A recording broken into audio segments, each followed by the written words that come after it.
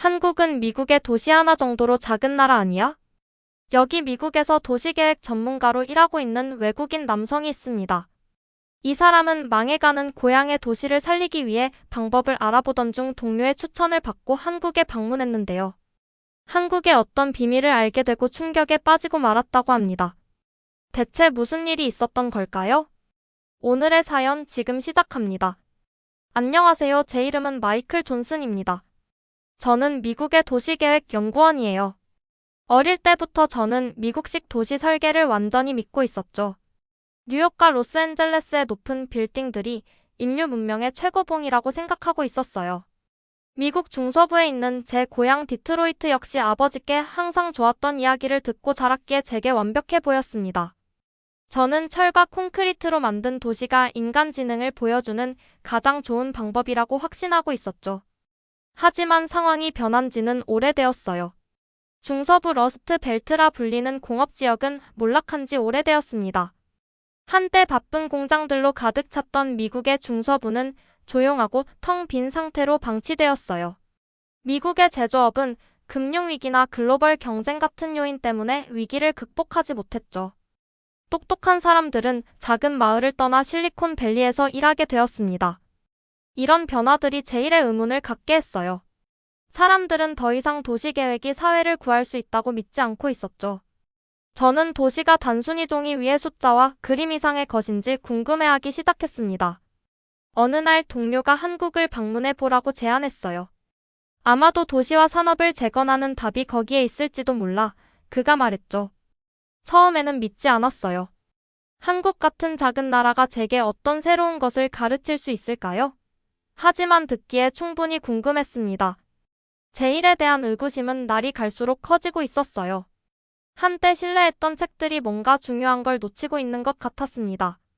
제가 만든 완벽한 도시 계획들이 어쩐지 텅 비어 보였어요. 그러던 차에 한국으로 출장 갈 수 있는 기회가 생기게 되었습니다. 옷과 노트북, 카메라를 챙겼어요. 인천행 비행기에 오르면서 의심도 들고 호기심도 느끼고 있었죠. 이 여행이 뭔가를 바꿀 수 있을까요? 한국이 정말로 제가 20년 동안 도시를 연구하면서 놓친 것을 보여줄 수 있을까요? 비행기가 지상에서 떠올랐어요. 작은 창문을 통해 미국이 점점 작아지다가 구름 아래로 사라지는 것을 지켜보고 있었습니다. 노트를 펴고 첫 번째 질문을 적었어요. 도시를 진정으로 살아있게 만드는 것은 무엇일까? 긴 비행 동안 한국에서 볼 것으로 예상되는 것들에 대해 생각하고 있었어요. 아마도 미국 디자인을 모방한 공장들이 있겠죠. 서양 도시처럼 배열된 동네들도 있을지 모릅니다. 제 생각을 바꿀 만한 것은 없을 거라고 생각하고 있었어요. 비행기가 인천국제공항을 향해 하강하기 시작했어요. 아래로는 건물들이 모여 있고 도로가 혈관처럼 그들을 연결하고 있었으며 그 너머로는 반도를 둘러싼 푸른 바다가 보이고 있었습니다.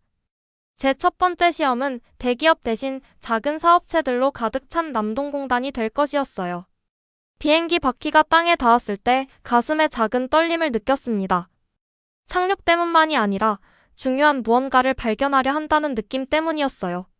20년 동안 도시계획을 공부해도 배우지 못한 것을 말이죠. 도시의 진정한 심장을 이해하기 위한 제 여정이 막 시작되려고 하고 있었습니다. 공항을 나와 한국 정부에서 파견된 지수연 씨를 만나 대략적인 일정을 전해 듣고 호텔로 이동했어요. 한국에서의 첫 아침은 밝고 맑았어요. 호텔에서 간단히 아침을 먹은 후 택시를 타고 인천 남동공단으로 향하고 있었습니다. 우리가 다가갈 때 기사님이 중간 크기의 건물들이 모여있는 곳을 가리키고 있었어요. 저기에요, 기사님이 말했죠. 많은 작은 회사들이 여기서 함께 일하고 있어요. 의심을 품은 채로 창밖을 내다보고 있었습니다.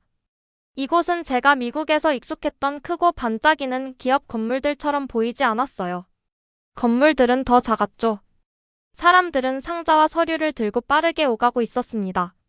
분주해 보였지만 제 눈에는 그리 인상적으로 보이지 않고 있었어요. 택시는 파란색 간판이 있는 건물 앞에 멈췄습니다. 이곳이 전자부품 회사 사장님을 만나기 위한 저의 첫 방문지였어요. 저는 비즈니스 정장을 입고 차트와 그래프를 보여줄 준비가 된 누군가를 만날 것으로 예상하고 있었죠. 하지만 제가 만난 사람은 김봉수 씨였습니다. 김 사장님은 저보다 키가 작았어요. 대략 168cm 정도였죠. 몸은 오랜 육체 노동으로 단단해져 있었습니다. 미소 지을 때마다 눈가에 작은 주름이 생기고 있었어요. 손에는 굳은 살이 박혀 있었습니다. 제 공장에 오신 것을 환영합니다. 그가 살짝 허리를 굽히며 말했어요. 안으로 들어오세요. 공장 내부는 저를 놀라게 했습니다. 작업자들이 조심스러운 동작으로 작은 전자 부품들을 조립하고 있었어요. 기계들이 윙윙거리고 있었습니다. 공간은 크지 않았지만 모두가 정확히 무엇을 해야 할지 알고 있었어요. 김 사장님은 별도의 사무실에 앉아있지 않고 직원들과 함께 일하고 있었습니다. 이 단지는 보통 대기업만 이길 수 있는 시장에서 작은 사업체들이 살아남는 곳이에요. 작업대 사이의 좁은 길을 걸으며 김 사장님이 설명하고 있었어요. 우리는 라디오 안테나를 만드는 7명의 직원으로 시작했습니다. 그는 낡은 손목 보호대가 걸려있는 작업대를 보여주고 있었어요. 직접 트럭을 몰고 부품을 배달했죠. 우리의 첫 수출품이 미국으로 갔을 때 저와 아내는 기쁨의 눈물을 흘렸습니다. 저는 수첩에 메모를 하고 있었지만 혼란스러웠어요. 미국에서는 더 크면 항상 더 좋다고 믿고 있었거든요. 어떻게 이런 작은 회사들이 성공할 수 있을까요? 각각의 작은 나사가 우리를 세계와 연결해주고 있어요. 김 사장님이 손목에 묻은 오래된 기름 자국을 보여주며 말했습니다. 다음 날 저는 긴 시간에 걸쳐 울산으로 가서 조선소를 방문했어요. 여기의 건물들은 거대했고 이것이 저를 더 편안하게 만들고 있었습니다. 이곳은 제가 성공적인 산업 현장에서 기대했던 모습에 더 가까웠어요. 제 안내자는 은퇴한 용접공 박기성 씨였습니다. 그는 김 사장님보다 키가 컸어요. 약 175cm로 40년간의 용접 작업으로 어깨가 단단했습니다. 오랫동안 불과 함께 일한 탓에 피부는 검게 그을려 있었어요. 얼굴에는 흰 수염이 나 있었습니다. 더 이상 일하지 않음에도 불구하고 여전히 낡은 작업복을 입고 목에 안전 고글을 걸고 있었어요. 우리는 배만 만든 게 아니에요. 거대한 배들이 건조되고 있는 모습을 보며 박 씨가 말했습니다. 우리는 나라를 띄웠죠. 그는 중고용접 장비로 시작했다고 설명하고 있었어요. 그들은 직접 도크를 지었습니다. 작은 실수 하나가 재앙을 일으킬 수 있는 용접 라인에서 일했어요. 때로는 작업자들이 밝은 용접 불꽃으로 시력을 잃기도 했습니다. 배가 가라앉으면 우리 모두가 가라앉는 거예요. 그가 말했어요. 그래서 우리는 모든 것이 완벽하도록 맨손으로 1톤 선체 부분을 밀어넣곤 했습니다. 그가 말하는 방식은 저에게 전쟁에서 싸운 군인을 떠올리게 하고 있었어요. 그의 눈은 깊은 자부심을 보여주고 있었습니다. 저는 뭔가 중요한 것을 이해하기 시작했어요. 이 노동자들은 단지 종이 위에 지시를 따르는 것이 아니었습니다. 그들은 자신의 손으로 나라를 건설하고 있었던 거예요. 그 주의 마지막 방문은 경상남도 창원산업단지였습니다. 거기서 저는 은퇴한 공무원 이동혁 씨를 만났어요. 그는 특별해 보이지 않았습니다. 간단한 옷을 입고 조용히 말하고 있었어요. 하지만 계획과 메모로 가득 찬 오래된 회색 노트를 꺼냈을 때 저는 그가 얼마나 중요한 사람인지 알 수 있었습니다. 우리는 돈도 없고 자원도 없었지만 사람은 있었어요. 그가 말했습니다. 1974년 우리는 한때 일본군이 사용했던 버려진 땅의 계획 도시를 세우기로 결정했죠. 믿기 힘들었어요. 적절한 자금 없이 어떻게 도시를 세울 수 있었나요? 제가 물었습니다. 사람들은 우리가 미쳤다고 했어요. 그의 목소리에는 자신감이 담겨 있었습니다. 하지만 우리는 인간의 노력으로 밀고 나갔죠. 그는 저에게 그의 노트를 보여주고 있었어요. 그 안에는 전기, 물, 도로, 병원, 학교, 기숙사, 도서관 계획이 담겨 있었습니다. 이것은 한국이 아직 매우 가난했을 때 만들어진 완전한 도시 계획이었어요. 그날 밤 호텔 방에서 제가 적은 모든 메모를 보고 있었습니다. 머리가 새로운 생각들로 가득 차 있었어요. 제가 만난 사람들은 제가 예상했던 것과 달랐습니다. 그들은 효율성이나 이익률이나 전략적 시장 포지셔닝에 대해 이야기하지 않고 있었어요. 그들은 국가 건설에 대해 이야기했습니다. 그들은 자신의 나라에 대한 책임에 대해 이야기하고 있었어요. 저는 박기성 씨가 배 부품 용접에 대해 이야기할 때의 눈빛을 기억하고 있었습니다. 김봉수 씨의 손, 여전히 수년이 지난 후에도 기름으로 얼룩져 있는 그 손에 대해 생각하고 있었어요. 이동혁 씨가 그의 계획 노트를 보여줄 때의 조용한 자부심을 떠올리고 있었습니다. 처음으로 제가 도시에 대한 이해가 완전히 잘못된 것이 아닌가 하는 생각이 들었어요. 아마도 도시는 종이 위에 완벽한 계획으로 지어지는 것이 아닐지도 모릅니다. 아마도 그들은 자신보다 더 큰 무언가를 믿는 사람들에 의해 만들어지는 것일지도 몰라요. 내일 저는 더 많은 현장을 방문하고 더 많은 사람들을 만날 예정이었습니다. 하지만 이미 제 오래된 생각들이 깨지기 시작하는 것을 느끼고 있었어요. 제 마음속에 새로운 것이 형태를 갖추고 있었습니다. 땀과 희생, 그리고 그것들이 어떤 청사진보다 더 강력할 수 있다는 것에 관한 무언가였어요. 다음 날 아침 호텔 창문에 빗방울이 후두둑 떨어지고 있었어요. 유리창 위로 빗방울이 경주하듯 흘러내리는 걸 보며 지금까지 본 것들에 대해 생각하고 있었습니다. 제 안에서 뭔가가 변하고 있었어요. 도시계획에 대해 확신했던 마음이 빗속의 분필 자국처럼 서서히 지워지고 있었습니다. 오늘 일정은 창원산업단지 한가운데 있는 조립공장 방문이었어요. 젖은 거리를 지나는 버스에 몸을 실었습니다. 창밖으로는 우산과 비옷을 든 사람들이 날씨에도 아랑곳하지 않고 서둘러 일터로 향하고 있었어요. 아무도 비를 신경 쓰지 않는 것 같았습니다. 그저 앞으로 나아가고 있었어요. 조립 공장 안은 시끄러웠습니다. 기계들이 윙윙거리며 철컹대고 있었어요. 기름과 금속 냄새가 공기를 가득 채우고 있었습니다. 파란 유니폼을 입은 작업자들이 목적을 가지고 움직이고 있었어요. 그들의 손은 빠르게 움직이며 전 세계에서 사용될 전자제품에 들어갈 부품을 조립하고 있었습니다. 여기서 제 안내자는 김현수 씨였는데 예전에는 용접공이었다가 지금은 조립 라인을 관리하고 있었어요. 그는 키가 크지 않았지만 자부심을 가지고 똑바로 서 있었습니다. 그의 얼굴은 밝은 조명 아래서의 오랜 고된 일을 보여주고 있었어요. 그가 제 손을 잡았을 때 저는 그의 손바닥이 얼마나 거칠게 느껴지는지 알아차렸습니다. 뭔가를 보여드리죠. 그가 말했어요. 김현수 씨는 손바닥을 위로 한 채 두 손을 내밀었습니다. 피부는 두껍고 오래된 상처 자국들이 남아 있었어요. 손금 사이로 검은 선들이 지나가고 있었는데 여러 해 동안 배어든 기름 자국이었습니다. 이 손은 녹으로 얼룩진 게 아니에요. 그가 말했어요. 이건 나라로 얼룩진 거죠. 저는 그의 손을 바라보고 있었습니다. 그 손은 어떤 책이나 그래프도 말할 수 없는 이야기를 들려주고 있었어요. 이것은 단순한 노동자의 손이 아니었습니다. 이것은 자기 나라를 하나하나 작은 조각들로 세운 사람의 손이었어요. 아침이 서늘했음에도 그의 작업복은 땀으로 축축했습니다. 그의 마디에 있는 단단한 피부는 수년간의 육체 노동을 보여주고 있었어요. 저는 항상 공장 일을 단순히 지시를 따르는 것으로 생각했었습니다. 하지만 이제 다르게 보고 있었어요. 이것은 국가 건설이었습니다. 그날 오후 저는 경기도의 용인이라는 지역을 방문하기 위해 이동했어요. 그곳에서 저는 정우만 씨를 만났는데 그는 74세의 전직 조립 작업자로 창원, 울산, 남동의 공장들에서 30년 동안 일했던 분이었습니다. 정 씨는 채소 정원으로 둘러싸인 작은 집에 살고 있었어요. 집안은 단순했지만 깨끗했습니다. 한쪽 벽면에는 가족 사진들이 걸려 있었어요.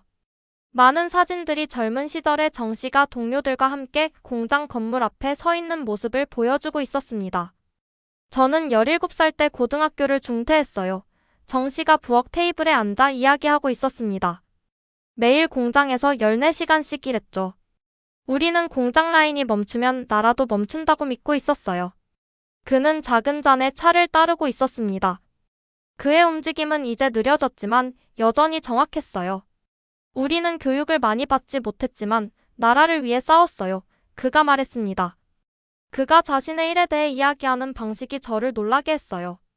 미국에서 제가 만난 대부분의 공장 노동자들은 돈을 버는 것이나 가족을 부양하는 것에 대해 이야기했습니다. 정 씨는 먼저 자기 나라에 대해 이야기하고 있었어요. 그의 일은 단지 직업이 아니었습니다. 그것은 사명이었어요. 저는 그에게 일이 너무 힘들거나 시간이 너무 길다고 느낀 적이 있는지 물었습니다. 정 씨는 미소를 지으며 젊은 시절의 자신 사진을 가리켰어요.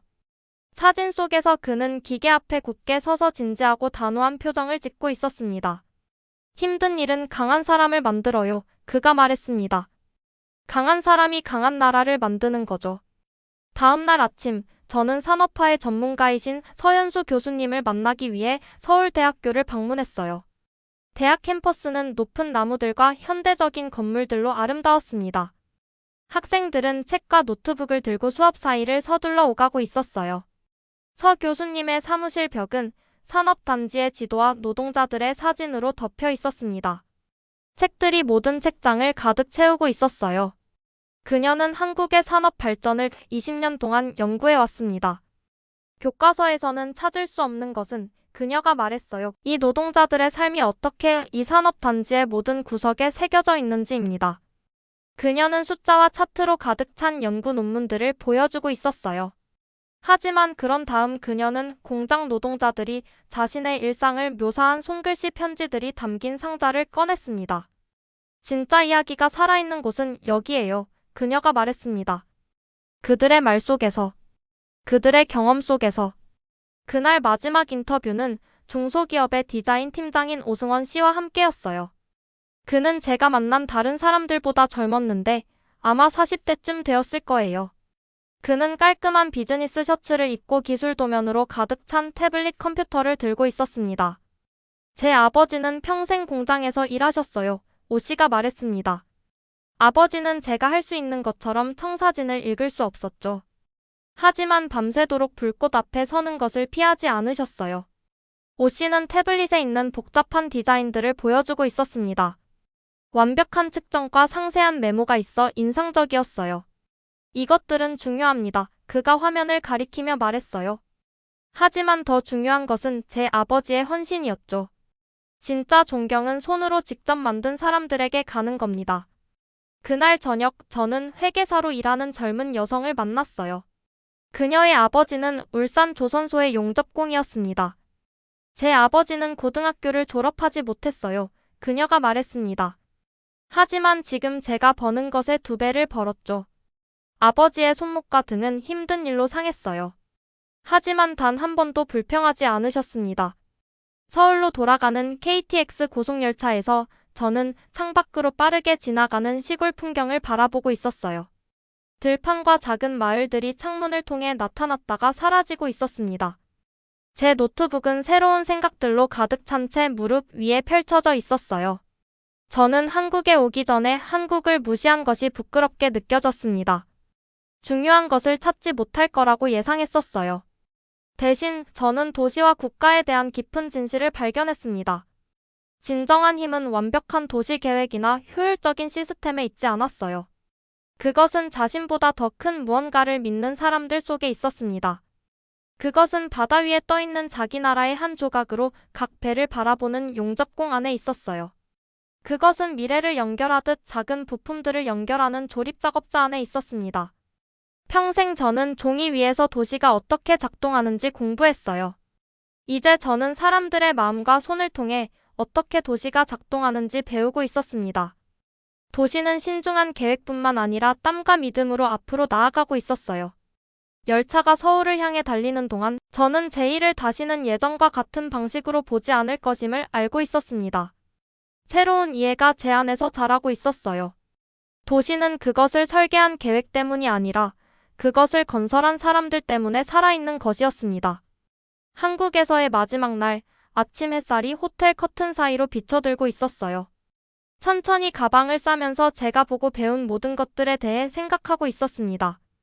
제 노트는 도시와 그것을 세운 사람들에 대한 제 이해를 바꿔놓은 이야기와 통찰로 가득 차 있었어요. 공항 셔틀버스는 아침 교통량으로 붐비는 서울 거리를 지나가고 있었습니다.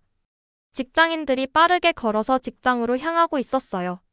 노점상들은 음식 카트를 설치하고 있었습니다. 도시는 생명력으로 윙윙거리고 있었어요. 저는 새로운 눈으로 그 모든 것을 바라보고 있었습니다. 이 여행 전에는 건물 디자인과 교통 패턴만 눈에 들어왔을 텐데 이제는 도시의 숨결을 불어넣는 사람들이 보이고 있었어요. 인천국제공항에서 게이트 근처에 앉아 노트를 한 번 더 펼쳤습니다. 도시는 청사진이 아닌 땀으로 움직인다. 나라는 계획만이 아닌 헌신으로 세워진다. 라고 적었어요. 집으로 돌아가는 비행기는 길었습니다. 하얀 구름이 부드러운 이불처럼 비행기 아래로 떠 있었어요. 저는 김봉수 씨와 그의 기름 얼룩진 손에 대해 생각하고 있었습니다. 조선소 노동자들이 맨손으로 1톤짜리 금속 조각을 밀었다는 박기성 씨의 이야기를 떠올리고 있었어요. 서 교수님이 보여주신 공장 노동자들의 손글씨 편지들을 기억하고 있었습니다. 한 가지 질문이 계속 제 마음속에서 맴돌고 있었어요. 제가 배운 것을 미국의 동료들에게 어떻게 나눌 수 있을까? 그들이 도시계획은 수학만큼이나 마음이 필요하다는 것을 이해할까요? 개인적인 헌신이 완벽한 시스템보다 더 중요하다는 것을 믿을까요? 비행기가 디트로이트에 착륙했을 때 익숙한 스카이라인이 저를 맞이하고 있었습니다. 높은 유리 건물들이 오후 햇살을 반사하고 있었어요. 조심스럽게 그려진 격자 모양의 거리가 중심부에서 퍼져나가고 있었습니다. 모든 것이 제가 떠났을 때와 같아 보였지만 이제는 다르게 보고 있었어요. 제 아파트는 잠시 떠나 있었던 탓에 낯설게 느껴지고 있었습니다. 가방을 풀고 책상 위에 노트를 올려놓았어요. 내일은 직장으로 돌아가 동료들을 만나야 했습니다. 한국에서 발견한 것들을 설명해야 할 거예요. 그 주 후반에 부서에 제 발표를 했어요. 회의실은 다른 계획자들과 연구원들로 가득 찼습니다. 차트와 지도가 벽을 뒤덮고 있었어요. 컴퓨터 화면은 도시 모델로 빛나고 있었습니다. 모두가 한국의 건물 기술이나 도시 배치 전략에 대해 듣기를 기대하고 있었어요. 저는 다르게 시작했습니다. 사람들의 사진을 보여주었어요. 작업대에 있는 김봉수 씨 나이에도 불구하고 우뚝 서 있는 박기성 씨, 작은 집 앞에 선 정우만 씨의 모습이었습니다. 저는 건물과 거리를 연구하기 위해 한국에 갔어요. 동료들에게 말했습니다. 대신 그것들을 만든 사람들에 대해 배웠죠. 도시는 완벽한 계획보다는 인간의 헌신으로 세워진다는 것을 발견했습니다. 몇몇 사람들은 눈살을 찌푸리고 있었어요. 다른 사람들은 혼란스러워 보였습니다. 이것은 그들이 기대했던 기술적인 보고서가 아니었어요. 이렇게 생각해 보세요. 계속했습니다. 제가 방문한 한국의 산업 현장들이 성공한 이유는 노동자들이 단지 월급을 받기 위해서가 아니라 자신들의 나라를 세우고 있다고 믿었기 때문이에요. 그들은 자국의 미래에 개인적으로 책임을 느꼈기 때문에 불가능한 도전들을 헤쳐나갔습니다. 한 동료가 손을 들었어요. 하지만 데이터는 어디 있나요? 헌신이나 국가 정신을 어떻게 측정하나요? 공정한 질문이었습니다. 도시 계획자들은 숫자와 측정을 좋아해요. 우리는 차트와 그래프에 넣을 수 있는 것들을 원하고 있었죠. 때로는 가장 중요한 것들이 쉽게 측정되지 않을 수 있어요. 대답했습니다. 하지만 우리는 그 효과를 볼 수 있죠. 한국은 단 한 세대 만에 가장 가난한 나라 중 하나에서 가장 부유한 나라 중 하나로 변모했어요. 그들의 도시는 아무것도 없는 상태에서 세계적인 리더로 성장했습니다. 그것은 사람들이 자신들이 건설하고 있는 것을 믿었기 때문에 일어났어요. 더 많은 사진들을 보여주었습니다. 공장 생산 라인들, 거대한 선박이 건조 중인 조선소들, 한때 비어있던 땅에 펼쳐진 산업 단지들이었어요.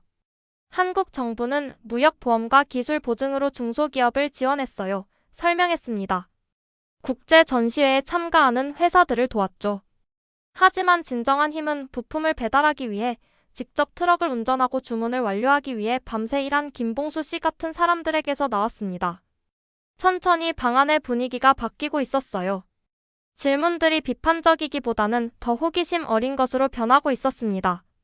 젊은 동료가 이러한 인간적 요소를 어떻게 우리의 계획 접근법에 포함시킬 수 있을지 물었어요. 그것이 바로 우리가 탐구해야 할 부분이에요. 말했습니다. 도시가 단순한 시스템과 구조 이상이라는 것을 기억해야 해요. 그것들은 관심을 가진 사람들로 이루어진 살아있는 공동체입니다. 이후 몇 달 동안 저는 기술 교육에 인간 이야기를 추가한 새로운 과정을 개발했어요. 계획자들을 지역사회로 보내 주민들의 이야기를 듣는 프로젝트를 만들었습니다. 한국 연락처들과 계속 연결을 유지하며 미국 계획자들을 인천, 울산, 창원으로 데려가는 교환 프로그램을 설립하고 있었어요. 2년 후 저는 한국으로 돌아갔습니다. 김봉수 씨는 환한 미소로 그의 공장에서 저를 맞이하고 있었어요. 그의 회사는 성장했지만 그는 여전히 직원들과 함께 일하고 있었습니다. 그는 디트로이트에서의 제 지역사회 재건 프로젝트로 인해 생긴 제 손에 굳은 살을 알아차렸어요. 도시는 그것을 믿는 사람들의 집단적인 정신에서 일어납니다. 한국의 기적은 기술이나 효율적인 계획에 관한 것이 아니었어요. 그것은 개인적인 노력을 한 번에 한 개의 나사, 한 번의 용접, 한 장의 청사진식 국가적 성취로 변화시키는 것에 관한 것이었습니다. 저는 다른 종류의 도시계획자가 되었어요. 여전히 기술적 계산과 신중한 측정을 사용하고 있었지만, 이제는 도시를 진정으로 살아있게 만드는 인간의 마음도 함께 찾고 있었습니다. 건축가의 정밀한 그림과 건설자의 거친 손, 둘 다 소중히 여기는 법을 배웠어요. 그날 김봉수 씨와 함께 그의 공장을 걸으며 작업자들이 세심한 주의를 기울여 전자부품을 조립하는 모습을 지켜보면서 저는 제 여정에 감사함을 느끼고 있었습니다. 가르치기 위해 한국에 갔지만 대신 제 교과서에 있는 그 어떤 것보다 더 귀중한 교훈을 배웠어요. 도시는 그것을 세우는 사람들처럼 진정으로 번영하기 위해 마음과 머리 모두가 필요합니다. 오늘 영상은 어떠셨나요? 마음에 드셨다면 구독과 좋아요 부탁드립니다. 감사합니다.